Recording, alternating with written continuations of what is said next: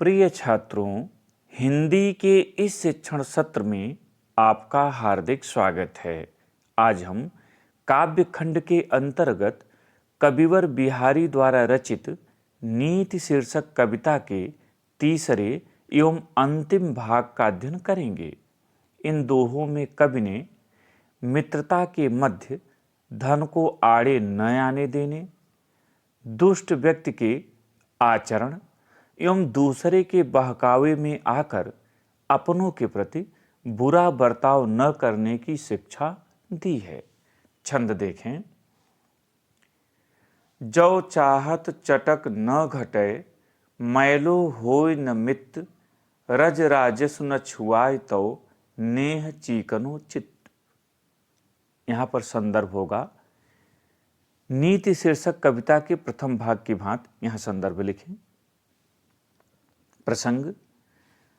प्रस्तुत पंक्तियों में कवि ने अपने मन को शुद्ध रखने एवं मित्रता के बीच धन को आड़े न आने देने की शिक्षा दी है। कठिन शब्दों का अर्थ देख लें। चटक माने चमक दमक, उज्ज्वलता। मैलो मैला, गंधा। मित्र माने मित्र। रज माने धूल, राजस रजोगुण। क्रोध, गर्व, द्वेष इत्यादि इन्हें राजस के अंतर्गत गिना जाता है, रजोगुण के अंतर्गत गिना जाता है। नेह माने प्रेम और नेह माने तेल भी होता है। चित्त माने मन। व्याख्या देखें। कविवर बिहारी जी कहते हैं कि जो चाहत चटक न घटे, मैलो होय न मित्र। यदि आप चाहते हैं कि आपके मन की उज्ज्वलता आपके मित्र के प्रति कम न हो और आपका मन अपने मित्र के प्रति मैलो हो न मैला न हो, तो रज राजस न छुआए तो नेह चिकनो चित्त। प्रेम रूपी तेल से चिकने अपने मन को क्रोध, द्वेष आदि रजोगुणी धूल के स्पर्श से बचाना चाहिए। जिस प्रकार तेल लगी वस्तु पर धूल के कण चिपक कर उसे मैला कर देते हैं, उसी प्रकार चिकने एवं स्वच्छ मन को रजोगुणी वृत्तियां मैला कर देती हैं। इसलिए मनुष्य को अपने मन को शुद्ध रखने के लिए इन वृत्तियों से बचना चाहिए। 14वां देखें। बुरो बुराई जो तजय, तो चित खरो डरात, जो निकलंक मयंक लखी, गनय लोग उत्पात। कठिन शब्द देखें। बुरो माने बुरा व्यक्ति। तजय त्याग दे, छोड़ दे। तो माने तब भी, चित माने मन। खरो माने अधिक, डरात माने डर, संदेह। निकलंक माने निष्कलंक, मयंक चंद्रमा, लक्ष्य माने देखकर। गणय माने गणना करना, गिनना या ज्योतिषी। उत्पात उपद्रव, अपशकुन। व्याख्या देखें। कविवर बिहारी जी कहते हैं कि बुरो बुराई जो तजय, तो चित खरो डरात।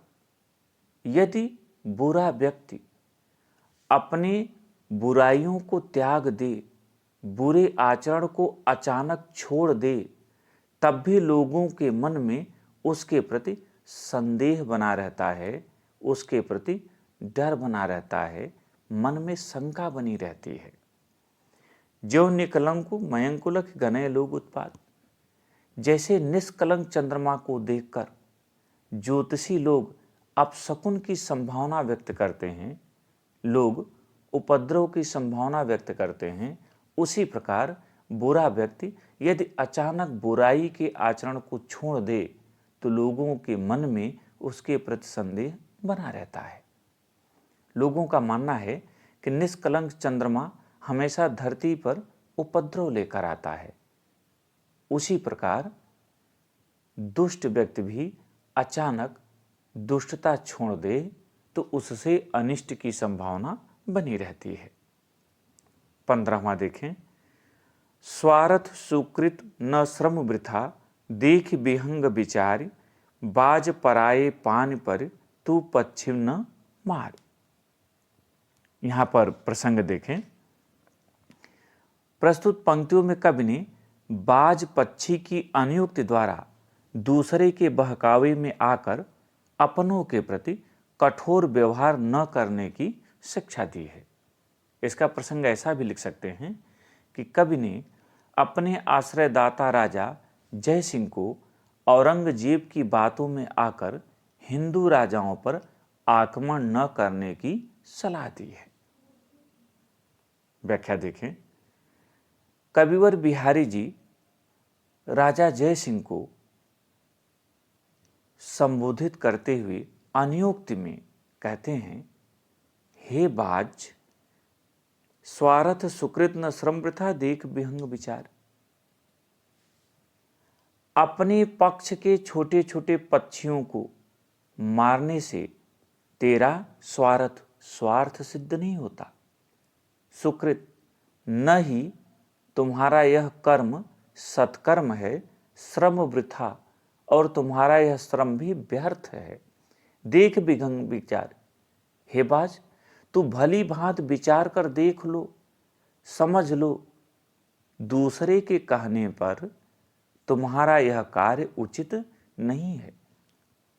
बाज पराए पान पर तू पश्चिम न मार। हे बाज, पराए माने दूसरे के हाथ के कारण, दूसरे के बहकावे के कारण अपने पक्ष के पक्षियों का संहार मत करो। दूसरा अर्थ लीजिए जयसिंह के लिए। कवि राजा जयसिंह को संबोधित करते हुए कहता है कि हे राजन, अपने पक्ष के छोटे छोटे राजाओं को मारने से आपका स्वार्थ सिद्ध नहीं होता, इसमें आपका कोई लाभ नहीं है। न ही आपका यह कर्म सत्कर्म है और न ही आपका यह श्रम उपयोगी है, अर्थात आपका किया गया यह श्रम व्यर्थ है। आप इस पर भली भांत विचार करके देखिए। औरंगजेब के कहने पर उसके बहकावे में आकर अपने साथियों का संहार मत कीजिए, क्योंकि आपका यह परिश्रम व्यर्थ है, इसका फल आपको प्राप्त नहीं होगा।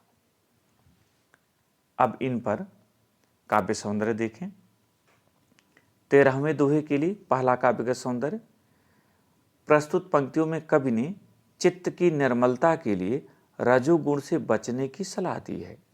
दूसरा रस शांत रस है। छंद दोहा, अलंकार अनुप्रास, रूपक एवं श्लेष दोहरा अर्थ लिया गया है।